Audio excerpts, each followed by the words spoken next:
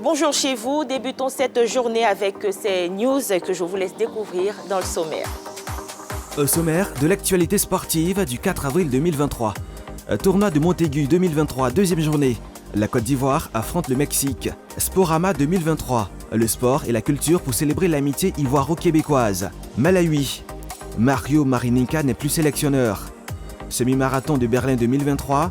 Herrera Jonathan bat un nouveau record. La lucarne est consacrée à Bukayo Saka. Les Éléphantos affrontent le Mexique après un match nul concédé contre la Roumanie, un but partout. Les Éléphantos ont rendez-vous aujourd'hui avec le Mexique, vainqueur du Maroc, 1-0 lors de la première journée et actuel leader du groupe D. Face aux Mexicains, les Ivoiriens devront faire preuve de plus de réalisme devant le but pour s'imposer et conserver toutes leurs chances de qualification. Ce match Mexique-Côte d'Ivoire est à suivre en direct et en exclusivité sur la 3 à partir de 16h15. Célébration ivoiro-québécoise. Les diversités sportives et culturelles entre la Côte d'Ivoire et le Québec ont été célébrées au cours de la journée porte ouverte initiée par le Réseau international francophone pour le sport le vendredi 31 mars 2023 au Musée des civilisations à Abidjan. Le RIF présidé par Justin Anzian a réuni plusieurs personnalités du monde du football et de la culture pour célébrer l'amitié ivoiro-québécoise. Un diplôme de reconnaissance et de mérite a été décerné à plusieurs personnalités. Je vous propose d'écouter Justin Anzian, président du RIF. C'est un bilan positif parce que notre objectif c'était de prendre notre part de l'action dans l'organisation de la prochaine Coupe d'Afrique des Nations et c'était de pouvoir valoriser ces talents cachés qui nous ont fait vibrer de 1960 à 2023 et c'était aussi de pouvoir mettre en lien et en partage, en vivre ensemble et surtout en libre ensemble deux nations dont les sports cultes sont pour une, j'ai parlé de la Côte d'Ivoire, le football et l'autre, j'ai parlé du Québec, le hockey. Un reportage de Mohamed Ballo et de Béatrice Nicole Quadio.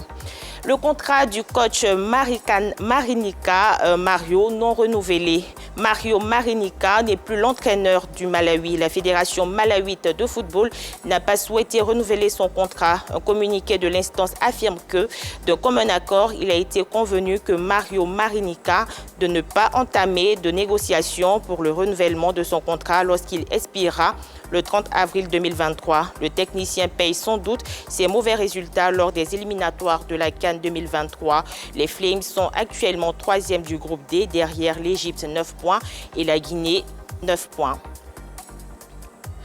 Nouveau record pour Herrera. Après avoir remporté le semi-marathon de Mulhouse le 12 mars dernier, Herrera Jonathan retrouvait la piste le dimanche 2 avril dernier. En Allemagne, le coureur ivoirien a établi un nouveau record personnel qui par ailleurs devient le record de Côte d'Ivoire. En arrivant 47e sur 35 000 participants, il a bouclé son parcours en 1 heure 6 minutes et 19 secondes.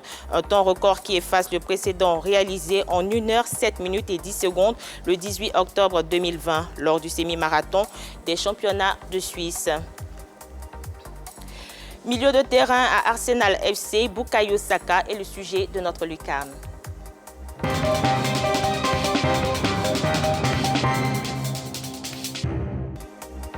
Bukayo Saka, né le 5 septembre 2001 à Londres, est un footballeur international anglais qui joue au poste de milieu de terrain à Arsenal FC.